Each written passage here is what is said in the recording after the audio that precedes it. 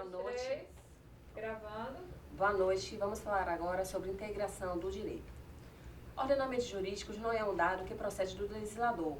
A matéria jurídica em si mesmo, a caótica, com lacunas e contradições, é um olhar científico dos juristas que constitui os jurídicos ordenamentos, completo ou incompleto, fazendo uma coerência e plenitude.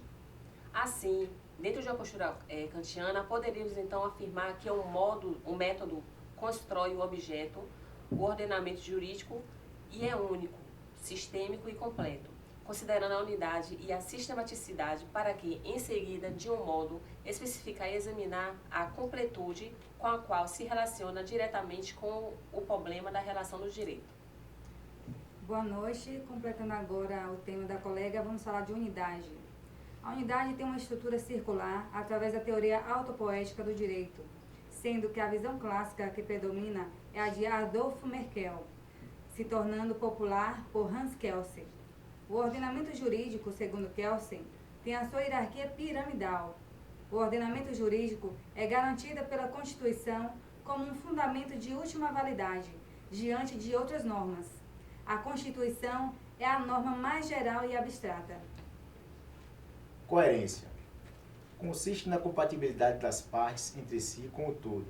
Os princípios não podem ser contrários, pois não se qualificam no âmbito jurídico a conduta como lícita ou ilícita, pois apenas consagram o valor. Pode haver contradição entre regras, quando uma delas tiver conceito de conduta ilícita, daí vai se obter uma antinomia. A norma infraconstitucional, ao ferir uma norma constitucional, realiza de modo efetivo os valores básicos da Constituição, prevalecendo a norma infraconstitucional. Então, na completude, o princípio lógico do terceiro excluído, Aristóteles, entre pontos contraditórios, não há uma terceira opção. Assim, as categorias jurídicas são do lícito e do ilícito, não lícito. O meio termo neutro não é possível. Assim, toda conduta é interferência intersubjetiva será lícita ou ilícita, não havendo uma terceira via. Logo, as colunas, falta de norma qualificando condutas, têm que ser comatadas. Consagra o ordenamento jurídico brasileiro, artigo 5º, inciso 2, da Constituição Federal. Ninguém será obrigado a fazer ou deixar de fazer alguma coisa senão em virtude da lei. Conforme visto, a norma exclusiva regula por exclusão as condutas, não prevista a lacuna axiológica. Aparece quando o modo de vivenciar os valores jurídicos por parte de uma comunidade supera a forma como atualmente se apresenta regulamentada pela situação dada.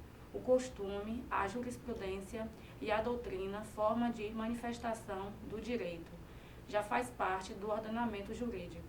Por meio de integração do ordenamento jurídico, surge a analogia e a equidade, que são fontes formais do direito. Bom, analogia. Processo lógico que preenche lacunas normativas. A analogia não é a norma, e sim um recurso do raciocínio. Para encontrar uma norma implícita na lei, no momento da investigação, a analogia passa a ter uma dimensão axiológica. A analogia como indução imperfeita, ou seja, um raciocínio de um particular para outro, sendo preferível, considerável como uma indução seguida de uma dedução. A norma, por uma indução, leva à razão deduzida, assim outra norma. Boa noite. Então, vamos ver agora a equidade. A equidade pode ser compreendida com princípio ou como hábito. Ela também está atrelada aos princípios da justiça, sendo a exigência da realização do caso concreto. A equidade assegura que serão levadas em conta as diferenças entre os desiguais, bem como a especificidade de cada situação. Com isso, a norma deve ser justiça e sua aplicação deve ser equitativa como princípio. A equidade atuará na aplicação da lei. Sob sua inovação, muito se coloca em sua posição a súmula vinculante e criada por emenda constitucional. A equidade também pode ser considerada de dois modos. objetiva, justiça do caso concreto, e subjetiva, virtude de ser equitativa. Para Aristóteles, o hábito grava na pessoa uma segunda natureza, definindo o seu caráter. O juiz, pelo hábito de aplicar as normas aos fatos, exterioriza a ideia de justiça e ordenamentos jurídicos e voltados à solução de problemas humanos. Por essa razão, o legislador autoriza o magistrado a ser, em certos casos, a criar normas individual e completa. Tá vendo como melhorou? E é a primeira vez que pega o texto, gente?